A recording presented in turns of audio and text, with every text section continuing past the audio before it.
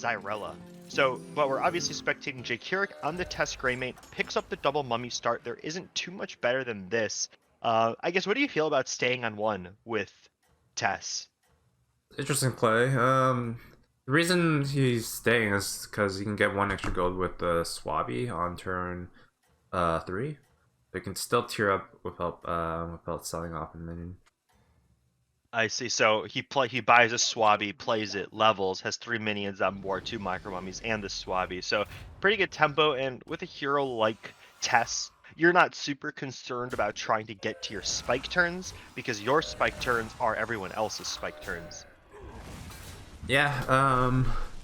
Also with micro mummies, they scale each other, so they can actually be pretty good for long term in the comp. So we see right now we got the level. We do the play with the Swabby and the level. There isn't too much here in the shop. We're going against Lich King, who stayed on 2, and I can't believe that's a thing now. But I don't know about you, Dragon, but I feel like a lot of players have been going 3-on-3 a lot more in than recently. Is that just because of the strength of like the Quillbore 3 drops? Yeah, it's mainly because of the Quillboars. Now that they're nerfed, going 3-on-3 is not as viable. But Yeah. still, of course, you can go for it if your shop isn't that great on turn 3. Yeah, and we see the Lich King hero power going on the Divine Shield. Now, the thing is, this hero does not actually start with Divine Shield, and so as a result, the Reborn is not going to bring it back with Divine Shield as it would something like a Deflecto bot. But Yeah, the Divine Shield's from the Blood Gem, so of course, if they don't get another Quillboard, they won't get Divine Shield again. yep, so we see a pretty typical combo, Prophet of the Boar with the Tough Tusk, so pretty good combo. We always guarantee the Blood Gem, assuming we're playing a Quillbore each turn. There is a consideration, I think, to potentially sell the Swabby and Hero Power. I don't think it's correct, but there is that pair that he has access to if he does desire it. We do go against the Blackthorn, who is also still on 2. Blackthorn, I think Blackthorn was a pretty underrated hero. Not underrated. It was a pretty like going into the patch seemed pretty underrated, but now I think people have realized he's a lot stronger than he seemed at first sight. Would you agree with that? Yeah, for sure. Yeah, people underestimated just how strong just 2 Blood Gems every time you tier up is. You can Yeah. gain a lot of tempo from tiering up to 3, and then just buff up tier 3 and +4/+4 and be immediately strong. Uh, Yeah. And it's interesting too, right? Like it's the blood gems obviously are super valuable, especially with cards like Agam Thorn Curse and other like big spenders like ground shakers and dynamic duos, but I never really thought that 2 would really be that impactful, but it really can make the difference. Like even if you're not going Quillbores, just guaranteeing that you get 2 blood gems for something like a bristleback brute that you pick up, or like a worst case scenario, you need more tempo for a turn, you can always just pick up the ground shaker on turn 4, have at least 1 or 2 to go with it because of your hero power, and not really need to have like a super amount of synergy, but just having like a few extra blood gems really can make a big difference in a lot of fights. yeah, for sure. It's an interesting ordering. Personally, I'll put like the Ritualist next to the road board just so you can have that little bit extra attack in. 6 health would guaranteed. Well, I mean 5 health probably would as well, but just having a little extra health on it, more likely to get Yeah. that blood gem Well, off. one thing too is I think if this was last patch, I think getting it to 6 health is so important because a lot of people are prioritizing 5 attack taunts. But now that the 3/5 is gone, I don't know if that breakpoint is as relevant, but obviously I do like the idea of just guaranteeing that you do get that blood gem each turn by giving it a little bit of buff from the Ritualist. But we do see that test was pretty strong against our Maiev. Maiev is on 3, no triples, has a pair of Micro Mummies though. We'll see if the Maiev is going to look to level and play that Rafamish style curve, power leveling to 5 and then getting a 6 drop. We see two But more so pairs. The question is JK gonna take it, or is he gonna just level up? It looks like he's just he's wants to gonna level level up. hero power, take the mummy, I think, because Maiev had the mummy pair, right? And he's already got 2 mummies. It's true. He could go for a triple right away and take a tier 4. Tier 4s are pretty good for Quill Wars. There's 3 premium choices when taking it. I like this. So I he's think he's going for the deciding 5. to take a tier 5 by buying a minion this turn. Then you can cleanly level. Well, actually, you should buy the Micro Mummy, play your Razor Fen, and then you can sell into your up. Take a Yeah. tier 5, And and hopefully that would be good enough. what tier 5 are we looking for here, right? Like we've got some menagerie, but no menagerie cards that we'd like to keep. Um, we've got some pretty strong Quillbore synergy already. I mean, we do see that there is quite a few pairs on the enemy team right now, coming from the Lich King. So I'm curious to know what he does here, because there's so many options you can take with Tess. You can go for the 5; it does use up all your gold, or you can just really go all in on the Quillbore synergy, pick up some pairs, go for the 4s, because Quillbore is such a strong comp on 4, right? Because you have Dynamic Duo, you have Ground Shaker, all of these cards do so well, but it looks like he is going for the 5. Let's see what he picks up. Insta Instantly. picks the light. Didn't even think about the Strong Shell or the Spore. Not saying those are ever correct, but the Light Fang compared to those two in this spot, I can definitely see. And I actually really like the Light Fang because the Light Fang lets you be in a position where you don't need to force a specific synergy, so you could theoretically get more value from opposing enemies' boards, right? Because everything could potentially have value when you have a Light Fang. Yeah, and it's a lot of tempo. You get right now is 6/6 every single turn. We got Yeah. 3 archetypes, and then soon we can probably get another one, maybe even 2. We can So find good minions. Belial on the Hook Tusk just tripled into a 6 this turn, so this is definitely the turn that Tess wants to be playing the Hook Tusk. This is the turn where she'll probably be the weakest after doing this, because from this point on, when she gets a full 10 gold to actually do her turn with a 6 drop and being on 5. Oh, but it looks like got the Genie, and I know a lot of people really like Genie, but it's definitely not what you're looking for when you're tripling into 6 this early. Probably wishes that he had access to a Flat Tusk or a Charlie even, or even like an Eliza, but I know both of these players are pretty upset that that was the pick. Yeah, so Jakira can choose to take it. Well, there is a Bronze Warden, so he's pretty happy with that Bronze Warden. Yeah. So I think the play here now is Jakirik's going to pick up, most likely take the Genie and the Bronze Warden. It's just like, even though it's not the greatest card for closing out the game, it is a lot of economy. It is a lot of just value that you're getting just from the single card, and it is an elemental for our Light Fang. But we do see the Ground Shaker in the shop with the Thorn Claw. The Ground Shaker is definitely something to consider. We don't really have any Divine Shields outside of the Tough Tusk, but we do see pretty good mech synergy here with the Harvest Golem, Metal Tooth Leaper, and Deflectobot. I don't imagine that these would be I don't know. Would you take this little mech combo, or would you go for the Genie and the Dragon? I think like taking that Twilight makes a lot of sense. You can Hero Power and get a Bronze Warden. So he's currently still rolling. Maybe gonna roll. Does he have to go? I guess so. You can still technically roll one more time before a Hero Power, and Yeah, that's for the hero power. So we do pick up the Genie and the Dragon, most likely. See, I think we might be. Yep. I like this play. We start with the Genie. We're gonna buff up our Tough Tusk. Now this is the awkward part, right? Like, we've got a pretty strong menagerie. At this point, we're really looking for another pirate, preferably something that can give us value. Actually, that's a good question for you. One thing I struggle with when I play Menagerie is, what pirate do I take? Because pirates are so synergy focused, while other units have just like good units. Like, the only pirate I can think of that I'm like excitedly happy to pick up is like a gold grubber, assuming I have multiple golden minions. So in your eyes, what is a premium pirate for a Menagerie? yeah, it's not many great pirates. Gold Gripper is usually the pick, but it does require multiple Goldens for it to be really good. But often you'll have at least one Golden if you're gonna have it with the Light Fang. Either that, Right. or if you're able to triple into like a tier 5, maybe a Napega would probably be the next best thing. Right. What do you feel about Seabreaker Goliath, just for the raw stats? Yeah, if you're given it, you probably just take it. Of course, like the best would be like Eliza, but that's a tier 6, so you probably Yeah, won't be right. getting it until pretty late in the game, usually. We see the Grubber. We do have the single golden.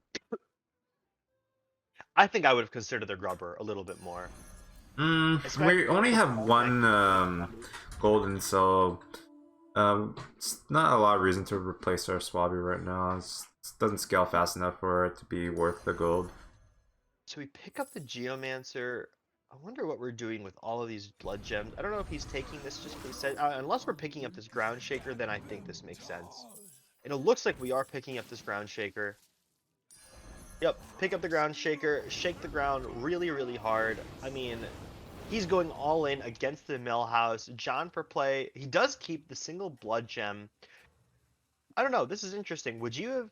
I guess we're at 12 health. Millhouse tripled into a 6 is on Dragons 3. I think Jay Kirik is just afraid, just getting kind of smashed here by Caligos Millhouse. So let's see. Let's see if he was correct in going all in here. I guess 90% in is probably correct. So we do see actually a pretty solid menagerie comp coming out of this Millhouse. Now, this taunt positioning is so good. He does not get too much value out of his cleave.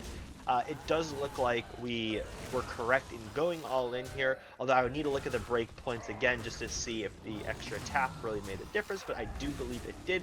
Now, is this lethal for Millhouse? We have a 4, we have a 3, we have a 2. That's 9 plus 4. That is exactly lethal. The mighty Millhouse Manastorm falls.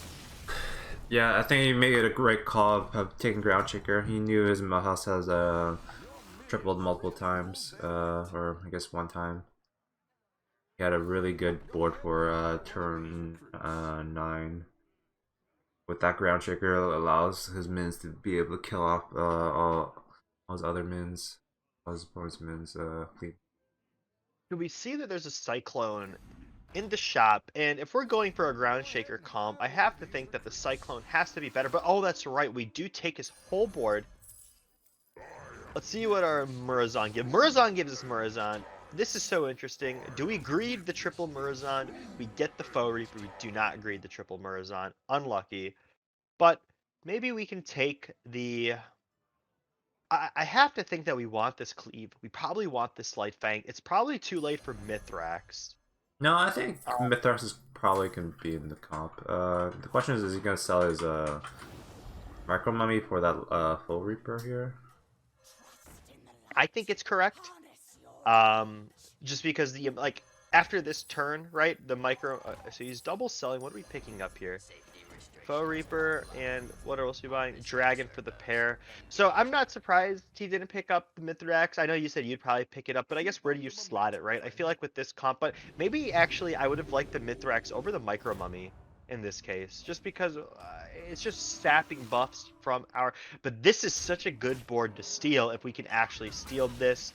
The Scallywag not getting too much value, but there is an Eliza on the board, so let's see.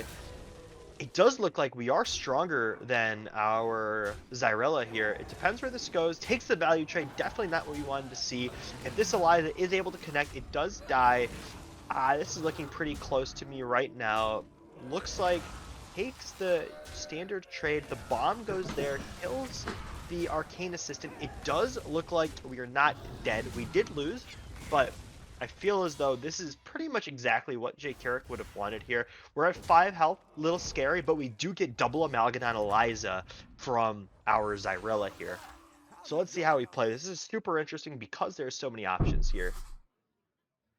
Yeah, he definitely wants to pick up those Melgadons, try to get like a good Divine Shield taunt or Divine Shield poison preferably, but let's see if what kind of play he'll make with what he's given.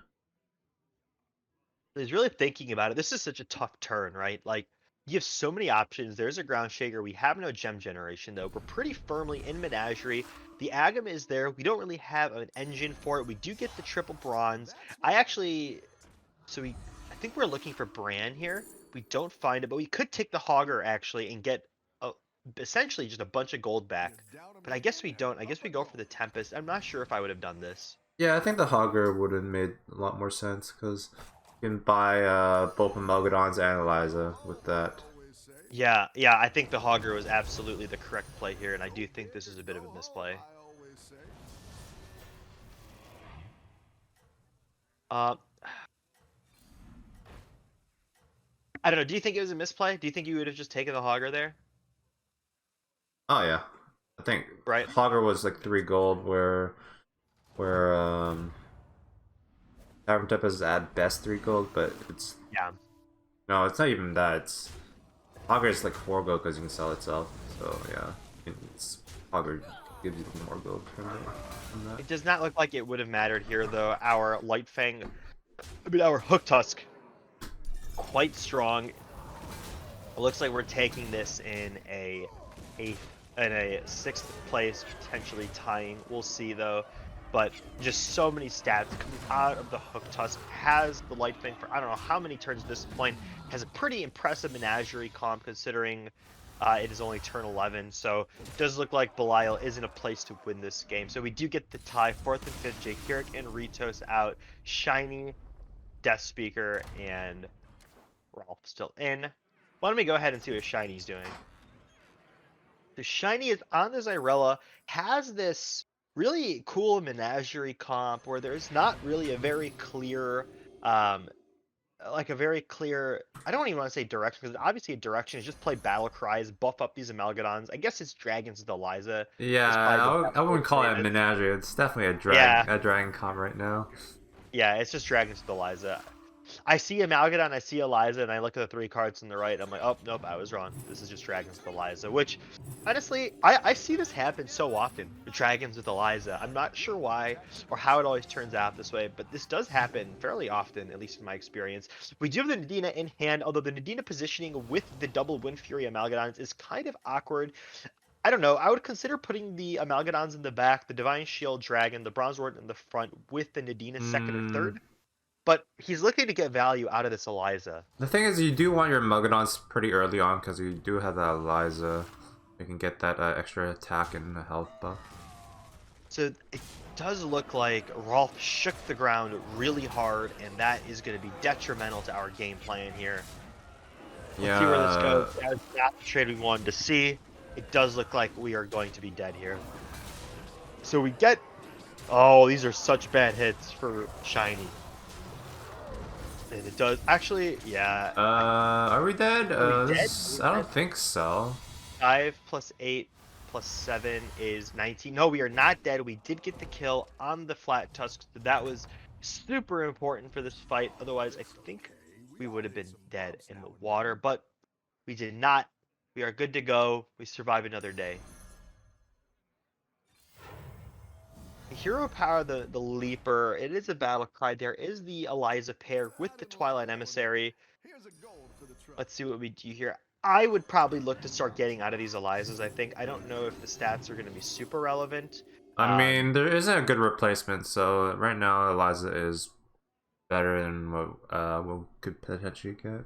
If we later Yeah, find like a spore, maybe we can replace the Eliza with a spore. But right now, just Eliza's probably the best option we have. that is not the card we wanted to see. We do, I mean, we're just getting so many battle cries. We have the Nadina in hand. The question is, do we commit the Nadina this turn? We are in the top 3. If I am Shiny, I'm just saying, you know what? I need to win this fight. It's so awkward with the Wind Furies. I mean, I guess we can pray that somehow we get a value trade or they hit into the Amalgadon. But like I said, this was the positioning I would have probably wanted to do with the Divine Shield Dragon first. I think putting the... I think this is correct. I like the Nadina second, I think.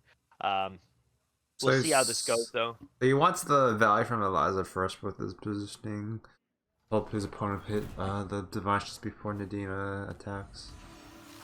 Get some value from it. Definitely not the hit we wanted to see there. We'll see where this goes. Hopefully it hits. Oh, that was the worst hit we could have asked for.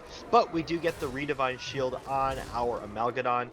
Is it enough? It might actually be. Unfortunately, that does die, but he might have enough stats to live, but it does not look like it.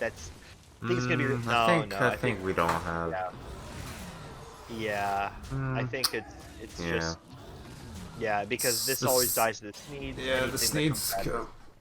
We cannot kill the Death Rattle from the Sneeds, and also the Bronze Warden lives here, which doesn't even matter. We're dead here. Yeah, the Bristleback Knight connecting with the non-divine shield poison, getting the kill is definitely not what we wanted to see when we have the Nadina. Yeah, let me go find Aletha. There. She is. Unfortunately, I can't spectate her. I think she might be out of the game now. No, no, no. She's in game. Got double Light Fang, Mythorax. Just buying a whole bunch of battle cries and trying to get more Light Fang value before using up his battle cries. So I am. Wait, who are you spectating right now? Belial. What how do you say Belial? Oh, Belial. Belial. That's a What is that a reference from? It's a real life thing that's also a video game reference. Oh, I I never. think it I think it's a Diablo reference too, but I think it's actually like a mythical figure as well. So we got ground shakers from Rolf. That flat tusking, a lot of divine shield value. Yeah, Unfortunately, he getting does it. not have a taunt, so his one of his deflectos died before it was able to get a refresh. So we are in the finals with the Hook Tusk and Rolf on the Maiev. So he does lose this round, but still lives. He has 19 health, but only dealing 14, so he still has 5 health left. We do have a pretty stacked hand, honestly. There is the brand in the shop. I think we could probably comfortably get out of these light fangs now. Probably looking to hero power one of them just to get another jug. We don't hero power it. Go for the jug. Go for the other jug. Go for the Tempest. Just really generating a bunch of gold here. We see the Amalgadani. This is a lot of money in our hand. Just cycling through, trying to see what we're going to do here. There is the Leaper, not good enough. There is the Agam, not good enough. But the Strong Shell does represent a bunch of stats here. Plus 2/2 on all of those taunts. There is the Triple Ghoul. Definitely looking to triple that ghoul. It's going to be so valuable when you can do 1 damage twice. I'm kidding. Uh, we see the Triple Ghoul again. But I So think we're going to the main card we're looking for is another Melgadon, but unfortunately he did not yeah. get poisoned on that Melgadon, so it's not going to be as good as he thought it would be. Yeah, I actually It is might unfortunate. take that. I, I No. I actually wouldn't mind the triple goal just to try to discover Amalgadon again. The boat actually makes a lot of sense because his opponent has pretty low health minions with that. He was just using Ground Shaker for like the attack buff, but the other minions aren't gonna be high health. Actually, it does look like we're pretty favored. Those Deflectos really can't get a good value trade on anything. Granted, I mean, obviously they do have the Divine Shield, but that single hit from the Deflecto not being able to kill anything is so detrimental. The reset is now gone. Flat Tusk goes down. Bristleback Knight goes down. We get the reset on the second Deflecto. Is very much not enough. It does look like Belial is taking this game in a first place. Rolf in second. Shook the ground really hard, but you can't shake the ground that hard. Yeah, unfortunately, does not have enough attack on his minions to be able to kill off his taunts and even the bow to live. Yeah. So it does look like Belial does take this first. Super well played. Not surprised to see Hook Tusk and Amayev in the finals. Two fantastic heroes and great games overall. Looks like we're going into game two, but I do think that let's see, is game one, lobby one is still going. Do you want to hop in and watch Pocky? Yeah, I can check out what they're doing. Originally wanted to watch them, but they were unable to start right away. They are in the finals. Logic Danger versus Pocky. Two fantastic people. Both great guys, great players. Excited to see what they're doing here. We do see Agam with Flat Tusk coming from Pocky on Death Speaker Blackthorn. Looks like we're going all in on these blood gems on our Agam. We don't actually know what the George is on. We see Dragons 4. I don't really know what that could mean for a George. It makes me think there's probably some Amalgadon poison stuff going on, but he could also just be doing Caligo stuff. We'll see in a second here. Cycling through, ending on the Ghoul. Ghoul is such a backbreaking card for George, and honestly, personally, I really don't like George as a hero because it seems like a lot of the time the game just turns into Ghoul Simulator.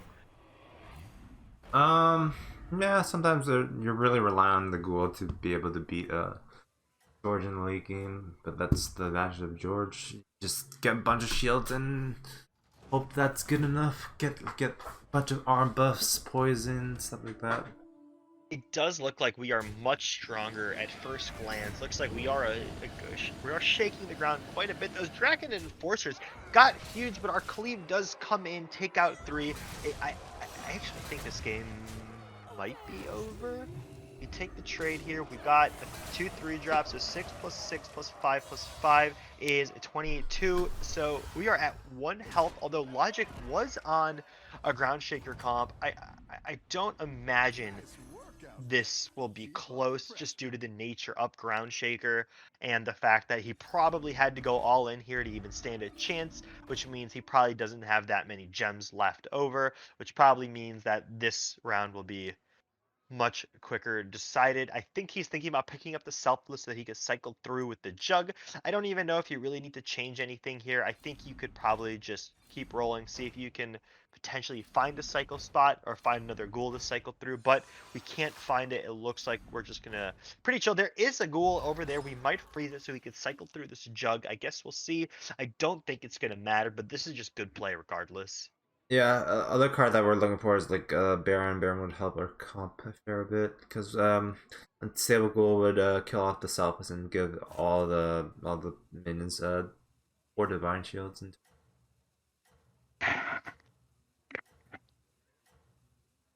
Yeah, it's Baron Golden Selfless is it really is such a strong comp. It is it's just you could it's just, that's what you do late game, right? You build up your comp, you build 5 strong cards, and then your late game is, if you get late enough, just Baron Selfless, and then it's all about your positioning. But we are in, he did actually shake the ground quite a bit, but similar to what we saw in the last game, there's just, you can't shake the ground so hard every turn.